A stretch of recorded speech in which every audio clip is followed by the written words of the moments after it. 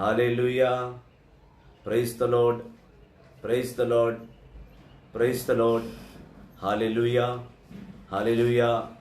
Good evening everybody. Welcome to the divine presence of Jesus Christ. Welcome to the divine merciful God's lovely presence.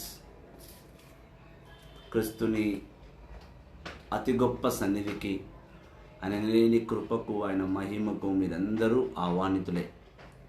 దైవ జనమా, క్రీస్తుని సంగమా, యేసుని అపారమైన కృప మహిమను ఎరిగిన బిడ్డలారా, క్రీస్తుని ప్రేమను అర్థం చేసుకునేవారు, క్రీస్తుని వాక్కును ఆయన సన్నిధిలో అనుసరించి జీవించుచున్నవారు, ఆయన మహిమకు అతి గొప్ప పాత్రులుగా జీవించుచున్నవారు ప్రతి ఒక్కరూ కూడా మహత్కర కృపగల యేసుక్రీస్తు నామంలో ఆయన వాక్కు వచనాలను ధ్యానిస్తూ, ఆయన బహు గొప్ప సన్నిధిలో ఆయన బిడ్డగా, ఆయన కృపను ఎరిగిన బిడ్డగా, ఆయన మహిమను ఎరిగిన బిడ్డగా, ఆయన అడుగులో అడుగు వేస్తూ ఆయన యందు జీవించుచున్న ఓ నా ప్రియ సహోదరి సహోదరులారా, ఈ సాయంకాల సమయమందు దేవాది దేవుడు బహు గొప్ప శక్తిగల కృప కరుణము గల మనిషికి మానవత్వము ఎంత అవసరమో దేవుడు ఈరోజు మనకు నేర్పించబోతున్నాడు. దేవాది దేవుని కృప, ఆయన మహిమతో మనిషికి ప్రభుని సహాయ సహకారాలు, ప్రభుని ఒక మహా గొప్ప గుణము మనిషిలో పెట్టాడు. ప్రభుని ఒక గుణము, ఆయన యొక్క స్వభావాలు, ఆయన యొక్క సత్యాలను మనిషిని నమ్మి ఆయన రూపములో పొందుపరిచిన మనల్ని ఆయన మానవత్వము ద్వారా మనలో నడిపించున్నాడు. ఈరోజు లైవ్ స్పాన్సర్ చేసిన వారు brother Christopher John, brother Joseph Anthony and brother Thomas. వాళ్ళ స్నేహితురాలు హనీ ఒక బర్త్డే ఇవ్వాల. సో ఆయన బర్త్డే పురస్కరించుకొని ఆయన ఒకే రోజు 3 ప్రార్థనలు, ఈ లైవ్ని 3 times ఆయన స్పాన్సర్ చేశాడు. సో మన ప్రార్థనలో బ్రదర్ క్రిస్టఫర్ జాన్ని, brother Joseph Anthony, sister Honey and brother Thomas గారిని కూడా మనము ప్రార్థనలో జ్ఞాపకం చేసుకుంటూ, వాళ్ళ లైవ్ స్పాన్సర్ చేసిన దాన్ని బట్టి దేవుని వద్దగా వాళ్ళ గురించి మనం ప్రార్థన చేస్తాం. చేతులు జోడించి కళ్ళు మూసుకొని ప్రార్థించుతాము.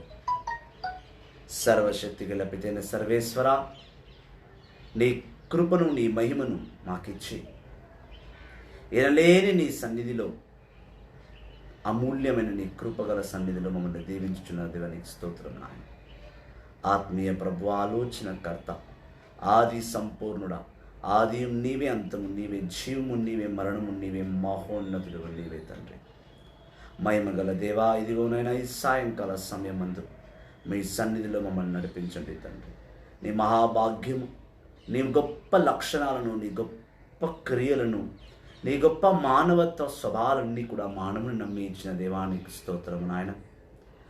అయ్యా, మేము మీరిచ్చిన మానవత్వాన్ని మరచిపోయి కొన్నిసార్లు మూర్ఖులుగా ప్రవర్తించు నీ సన్నిధిని విడిచిపెట్టి, నీ వాక్కును విడిచిపెట్టి ఎడారిలో ఎండిపోయిన నీళ్ళ వలె తిరుగాడుతున్నాము నాయన. అవును దేవా, నీ మాత్కర కృప కరుణ మహిమతో మమ్మల్ని ఆశీర్వదించు. నీ గొప్ప శక్తితో మమ్మల్ని సన్నిధిలో అతి బలముగా నడిపించు. నీ యొక్క అమూల్యమైన హస్తము చేయి మమ్మల్ని కాచి కాపాడుతున్న దేవా, మీ మానవత్వము సదా మానవులైన మమ్మల్ని మాలో నిలబెట్టి మమ్మల్ని నడిపించండి దేవా. నీ కృపావర్షము, నీ కరుణావర్షము, నీ గొప్ప గొప్ప అమూల్యమైన మనస్తత్వము మాకు కలిగించి మానవులందరూ మహోన్నతి ద్వారానే ఈ లోకంలో జీవిస్తారని చూపించండి ప్రభా. అదే మానవత్వాన్ని చాటుకున్న బ్రదర్ క్రిస్టఫర్ జాన్ని నీవు దీవించు. ఆ బిడ్డ లైవ్ స్పాన్సర్ చేశారు నాయన. తనని, తన కుటుంబాన్ని ఆధీనంలో ఉంచుకో ప్రభా. అదే విధముగా నీ ప్రత్యేకమైన బిడ్డ జోసెఫ్ యాంథనీని కూడా ఆశీర్వదించు.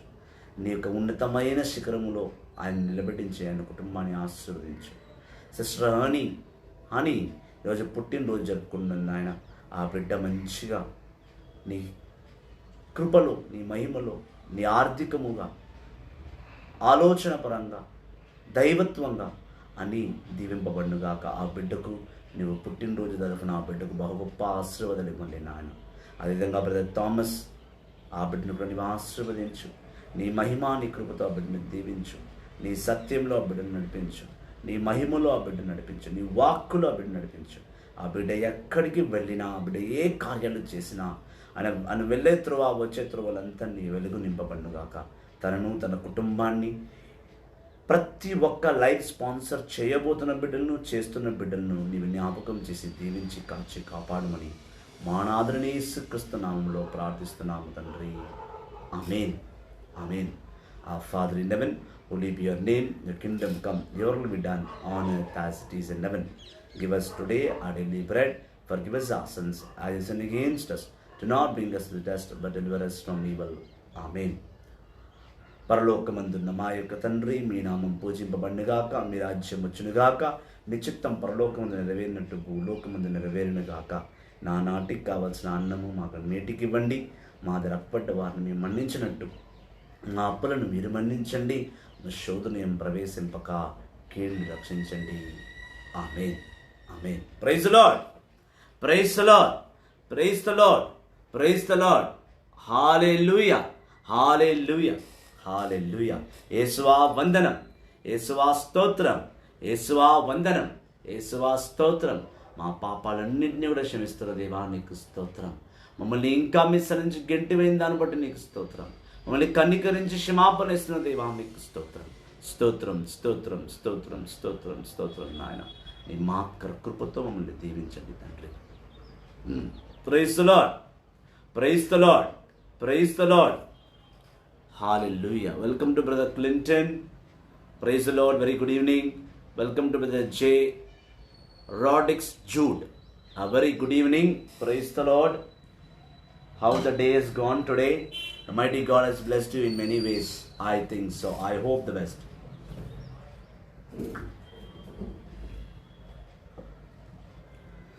దైవజనమా, క్రీస్తుని సంగమా, యేసుని ఉన్నతమైన కృపను, ప్రేమను అర్థం చేసుకున్న బిడ్డలారా, దేవుని విలువైన ఐశ్వర్యము ఆయన మనకిస్తున్న వరాలు.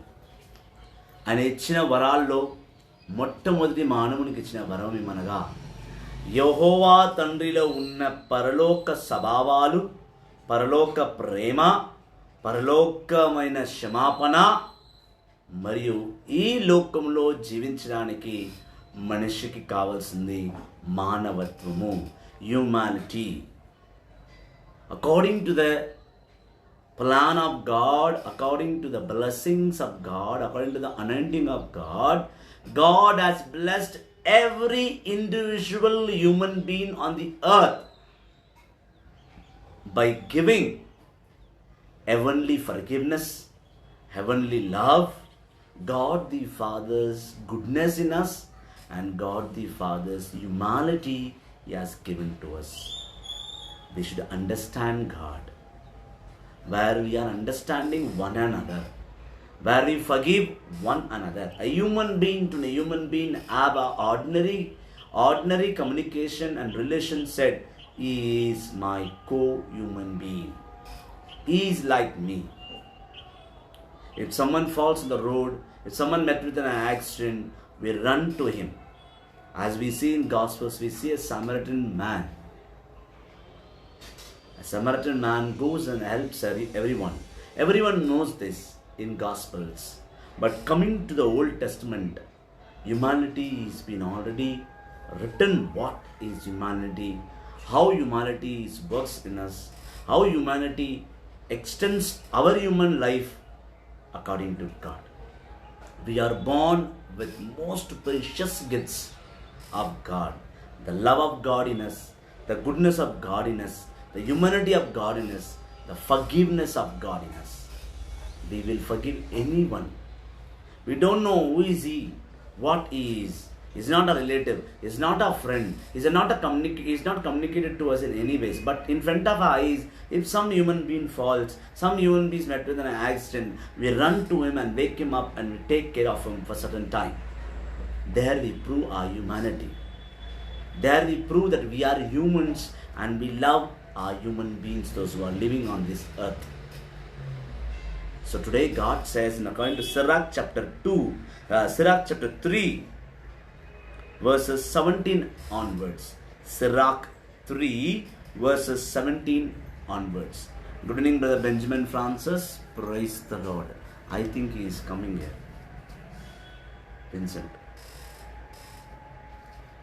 Sirach chapter 3, verse 17. Sirach గ్రంథము 3వ అధ్యాయము 17వ వచనములు. My son, be humble in everything you do, and people will appreciate it more than kids. The greater you become, the more humble you should be. Then the Lord will be pleased with you. The Lord's power is great and is honored by those who are humble.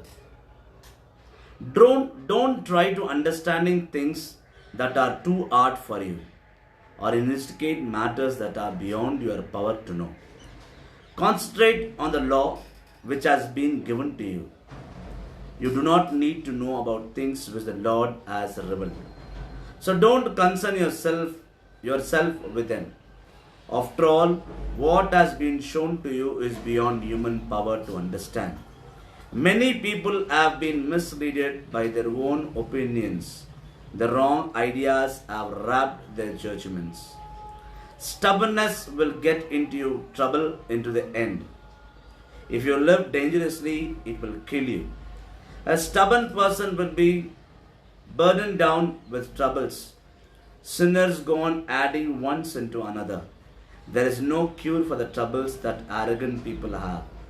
Wickedness have taken deep root in them. Intelligent people will learn from proverbs and parables. They listen well because they want to learn. This is the word of the Lord. Thanks be to God. Praise the Lord. Praise the Lord. Praise the Lord. Praise the Lord. Hallelujah. Hallelujah. Hallelujah. దైవ జనమా, క్రీస్తుని సంగమా, my dear brothers and sisters, in the loving name of Jesus, the first thing God gave and the first thing God prefer from human being is humbleness. That's what he says. My son, be humble in everything you do. దేవాది దేవుడు మానవులకు ఇచ్చిన మహా గొప్ప లక్షణం మనలో ఏంటంటే, మనము తగ్గించుకొని ఉండే స్వభావము ఉండాలి. తగ్గించుకొని ఉండే స్వభావం అంటే కోపం అధికంగా రాకూడదు.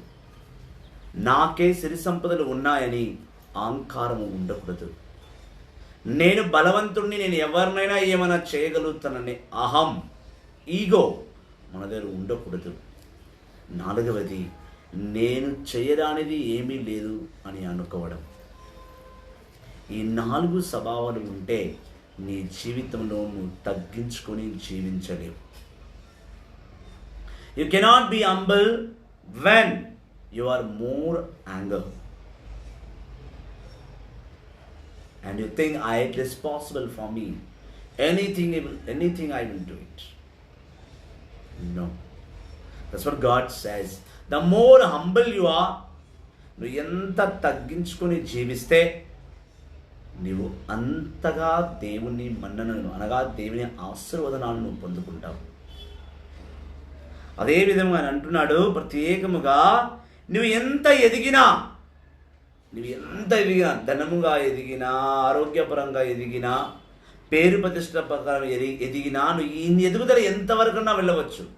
కానీ ఎదుగుదలలో నీకు ముఖ్యంగా నీలో ఉండాల్సింది తగ్గింపు జీవితము. నాకు ఉంది అని గర్వముతో పొంగకూడదు. నేను బలవంతుణ్ణి, నేను మంచి ఆరోగ్యం ఉంది, నాకు ఏమీ కాదన్న అహం ఆలోచన కలిగి ఉండకూడదు. నేను ఏమైనా చేస్తా, అది నా ఇష్టము అనే ఈగో నీకు ఉండకూడదు, అహం. అలా ఉన్నట్టయితే నువ్వు జీవితంలో ఎంత ఎదిగినా దేవుని దృష్టిలో నువ్వు పడిపోయినట్టే. అలా నీలో ఎంత ఉండినా నువ్వు కింద పడిపోయినట్టే, నువ్వు పైకి రానట్టు. నువ్వు పైకి రాలేవు. నువ్వు పైకి రావాలంటే తగ్గించుకొని జీవించాలి. ఆయన యందు, ఆయనలో, ఆయనతో నువ్వు ఎంత తగ్గించుకొని జీవిస్తావో నువ్వంత ఉన్నతమైన శిఖరంలో ఉంటావు. ఈ లోకంలో నీకు ఎన్నో గిఫ్ట్స్ రావచ్చు. ఆ గిఫ్ట్స్లన్నీ కూడా వ్రతమే. కొంచెమందికి బంగారం గిఫ్ట్గా ఇవ్వచ్చు, వెండి గిఫ్ట్గా ఇవ్వచ్చు, కొంచెమంది నీకు ఎన్నెన్నో గిఫ్ట్లు ఇవ్వచ్చు. కానీ ఎవరైతే ఎప్పుడైతే నువ్వు తగ్గించుకొని జీవిస్తావో ఆ తగ్గించిన జీవితాన్ని బట్టే దేవుడు నీకు మానవ రూపాన్ని గిఫ్ట్గా ఇచ్చాడు. నేను తగ్గించే స్వభావం ఇచ్చే ఆయన పరలోకం నుండి భూలోకానికి పంపించాడు. పరలోకంలో దేవదూతలు తగ్గించుకుని జీవించారు. నువ్వు ఈ లోకంలో రాకముందుకు పరలోకంలో ఒక దేవదూతగా ఉండేవాడివి, నువ్వు పరలోకవాసిగా ఉండేవాడివి. అక్కడ తగ్గింపు జీవితమే ఉండింది. అక్కడ పరలోకంలో ప్రేమ మాత్రమే ఉండింది. పరలోకంలో యెహోవా ప్రేమ మాత్రమే ఉంటుంది. ఒక దేవదూతల మధ్య ఇంకో దేవదూతల మధ్య గొడవలు అయ్యేది కాదు. నేను గొప్ప అని అనుకునేవారు కాదు. మొత్తం మీద పరలోకంలో ఒకే ఒక దేవదూతకు అహంకారం వచ్చింది. ఒక్క దేవదూతను దేవుడు పరలోకం నుండి భూలోకానికి తోసేశాడు. ఆ దేవదూతే లూసిఫర్. బైబిల్లో రాయబడలేదు, కానీ బైబిల్ ప్రారంభం అవ్వడానికి అనగా యెహోవా తండ్రి భూలోకానికి రావడానికి ముఖ్య కారణం అదే.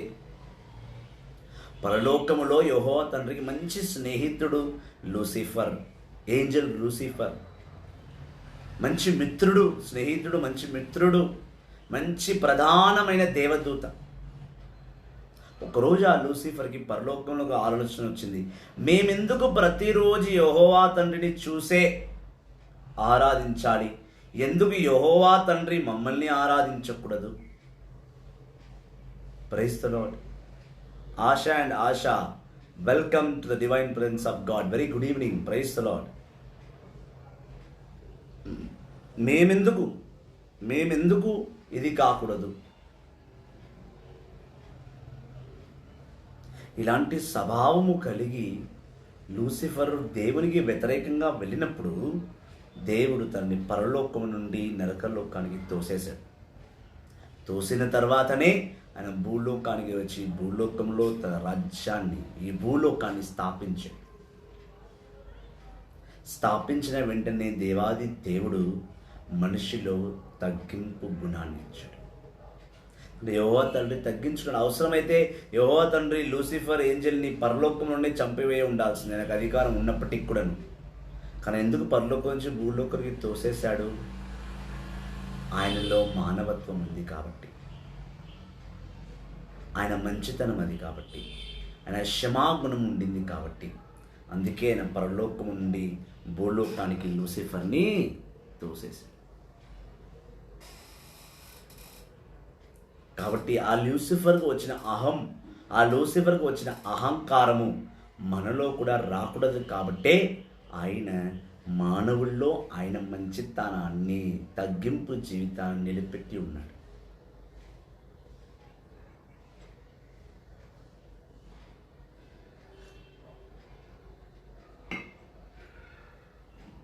దైవ జనమ, అందుకే దేవుడు తగ్గింపు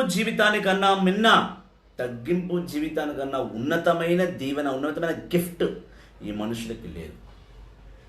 కోపం వస్తుంది. మనుషులు మనకు రాకపోతే కోపం ఇంకెవరికి వస్తుంది? ప్రతి ఒక్కరికి కోపం వస్తుంది. ప్రతి ఒక్కరికి అహంకారం ఉంటుంది. నాకు ఉన్నతమైన సంపాదన ఉంది, నాకేం తక్కువ, నేను బాగానే ఉన్నాను, నాకేం కాదు. ఆరోగ్యరీత్యా నేను బాగానే ఉన్నా, ధన ప్రకారం నేను బాగానే ఉన్నా. ఇక్కడ ఏమి లేని పేదవాడు కూడా చుట్టూ అప్పులు చేసుకొని కూడా తను అహంతో ఉంటాడు. అటువంటి అహం ఉండకూడదు. నువ్వు తగ్గించుకునే జీవితంలో ఉండాలి, తగ్గించిన స్వభావంలో ఉండాలి. అలా నువ్వు ఉండకపోతే దేవుడు నిన్ను క్షమించడుగాక క్షమించు. అందుకే అంటున్నాడు, ఎప్పుడైతే అలాంటి తగ్గింపు జీవితం కలిగి ఉంటాడో ఆ మనిషి మాత్రమే దేవుని మెప్పించగలడు. A person who is humble, he can only please God in all the ways. And when he is pleasing God, is honoured by God. తను దేవుని ద్వారా ఒక గొప్ప సన్మానమే పొందుకుంటాడు. దేవుని దృష్టిలో వాడు గౌరవప్రదమైన వ్యక్తి. ఏదైనాను గౌరవించే విధి విధానాలు తగ్గింపు దాన్ని బట్టే వస్తాయి. అందుకే అన్నాడు సిరాక్ గ్రంథం 3వ అధ్యాయము 20వ వచనంలో అన్నాడు, the Lord's power is great and is honoured by those who are humble. రెండు విధాలుగా ఇక్కడ ఎంత తగ్గించుకుని వస్తే పరలోకంలో యెహోవా తండ్రి అంత సంతోషపడతాడు, అంత మహిమను పొందుకుంటాడు. నువ్వు ఇక్కడ ఎంత అహంకారమైన పనులు చేస్తే అక్కడ యెహోవా తండ్రి అంతే నొచ్చుకుంటాడు. ఓపికతో, దేనికైనా ఓపికతో పరీక్షించి చూడాలి, ఓపికతో ప్రేమించి చూడాలి, ఓపికతో సహనము కలిగి ఉండాలి. ఆ ప్రభుని వద్దకు వచ్చి ఆయన యందు ఆయన కృపలో జీవించిన ప్రతి ఒక్కరూ ఆయనలో ఉన్న గొప్ప క్వాలిటీ హంబల్నెస్, తగ్గించుకొని జీవించడం, అది మానవుల్లో ఉండాలి. అది లేకపోతే కనుక వాడు జీవించలేడు. Praise the Lord, praise the Lord. Hallelujah, hallelujah. యేసువా వందనం, యేసువా స్తోత్రం. ఆత్మదేవా వందనం, ఆత్మదేవా స్తోత్రం. పరిశుద్ధాత్మదేవా వందనం, పరిశుద్ధాత్మదేవా స్తోత్రం. దైవ జనమా, అందుకే దేవుడు అంటున్నాడు మరొక వచనం 21వ వచనం అంటున్నాడు, do not try to understand things that are too hard for you or investigate matters that are beyond your power to know. చాలా మందికి ఒక రకరకమైన సైతాన్ ఒక ఆలోచనలు ఇస్తాడు. మనిషి పాడయ్యేది, మనిషి చెడిపోయేది తన ఆలోచనను బట్టే. దేవుడు ఉన్నాడా, ఉంటే దేవుడు ఇప్పుడు ఏం చేస్తున్నాడు, మానవ శక్తికి మించి వెళ్ళి ఆలోచిస్తుంటాడు. మానవ శక్తికి మించి వెళ్ళి నువ్వు ఆలోచించడంలో లాభం ఏమీ లేదు. నువ్వు దేవుని శక్తిని కించపరుస్తున్నావు. నీకు ఎంత ఆలోచన ఇస్తారో, నీకు మైండ్కి ఎంత కెపాసిటీ ఇస్తాడో దేవుడు అంతే ఇస్తాడు, అంతకన్నా మించి ఇవ్వడు. God deals with your thoughts, God deals with your brain.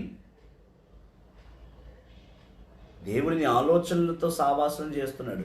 నువ్వు ఏం చేస్తావు, ఏం చెయ్యవు, నువ్వు ఏం తిన్నావు, ఏం తినవు, నీకు ఏమి అవసరం లేదు, ఏ సమయంలో నీకు ఏమి ఇవ్వాలి, ఇది దేవుడికి బాగా తెలుసు. ఆయన కన్నా మించి వేరే ఎవరికేమి తెలియదు.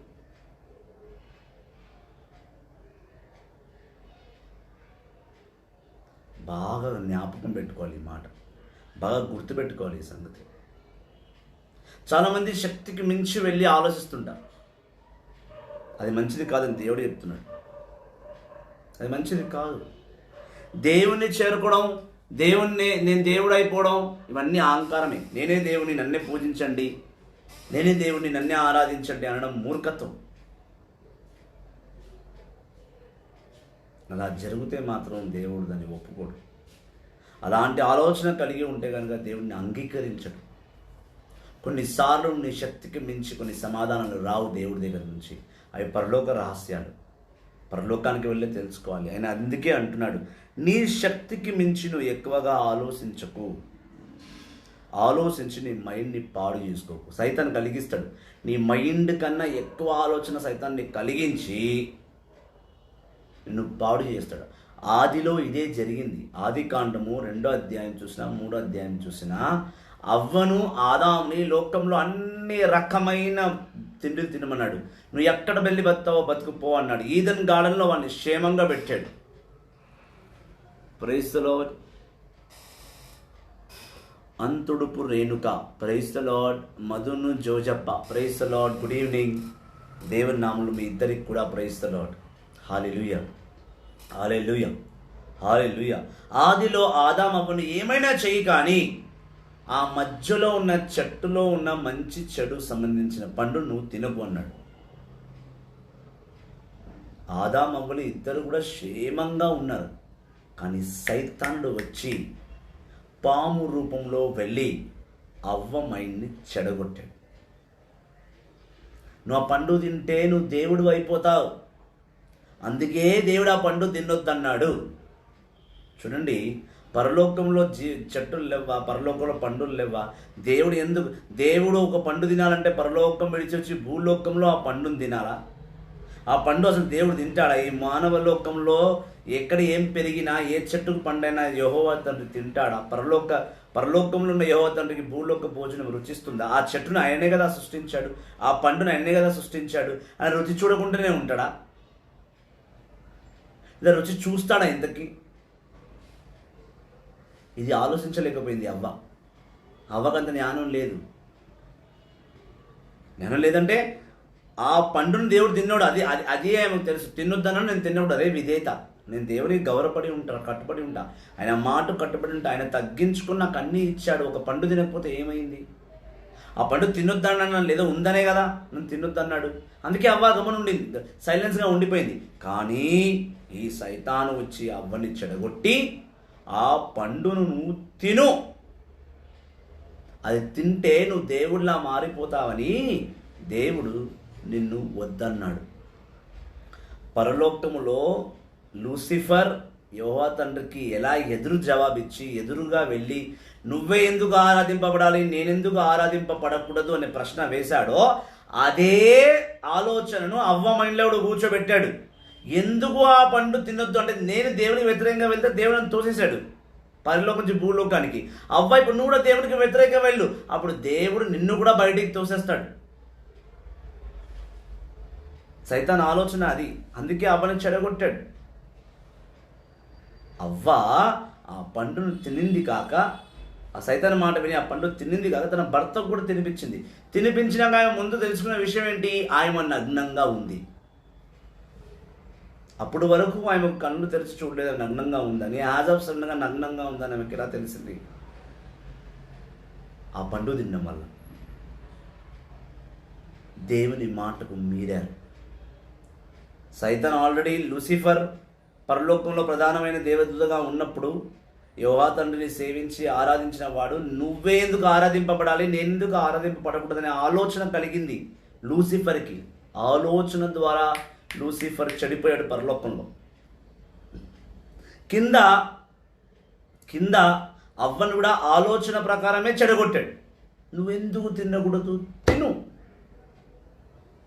నువ్వు తింటే దేవుడు అయిపోతాను వద్దన్నాడు. నువ్వు తిని చూడు, ఏం కాదు, తిను. పండు తినింది ఆయన. ఎలా అయితే లూసిఫర్ పరలోకం నుంచి గెంటివేయబడ్డాడో దేవుడు అవ్వను కూడా ఈడెన్ గార్డెన్ నుండి బయటికి తోసేసాడు. మీరు మళ్ళీ ఈడెన్ గార్డెన్లో రాకూడదు.